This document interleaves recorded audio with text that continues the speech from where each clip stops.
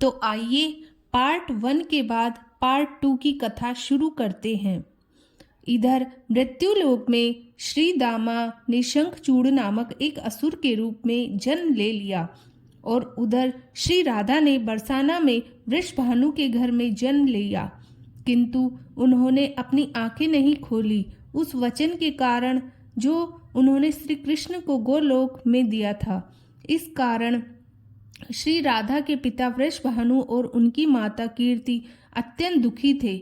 इसी चिंता के चलते उन्होंने कोई वैद्य नहीं छोड़ा जिसे उन्होंने राधा का इलाज नहीं करवाया हो, और कोई वैदिक पूजा नहीं छोड़ी जो उन्होंने राधा जी के लिए नहीं करवाई हो। यहाँ राधा जी को हुए 1 साल हो गया और वहाँ श्री कृष्ण ने मथुरा के जेल में जन्म लिया। जन्म के समय घड़ी थम गई और गोकुल में माता पार्वती के रूप में माया ने जन्म लिया, और फिर वासुदेव जी ने श्री कृष्ण को गोकुल में छोड़कर माया को लेकर आ गए।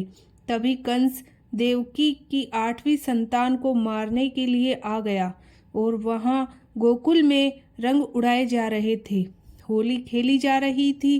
श्री कृष्ण जन्माष्टमी के उत्सव पर उसके पश्चात उनका नामकरण हुआ।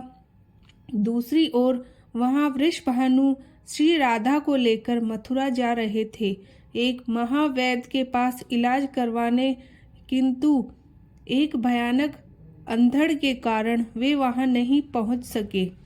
इधर कंस ने श्री कृष्ण को मारने के लिए पूतना को भेजा और वह एक सुंदर कन्या के रूप में आकर श्री कृष्ण को दूध पिलाने लगी, किंतु श्री कृष्ण ने अपनी लीला से उसे मार दिया और तड़पती हुई बरसाना जा गिरी और वहाँ बरसाना वासी इकट्ठे हो गए। तभी श्री कृष्ण को देखकर राधा की माँ उन्हें लेकर अपने घर चली गई और तब समय आ गया था श्री कृष्ण के वचन पूरा करने का और राधा के नेत्र खुलने का।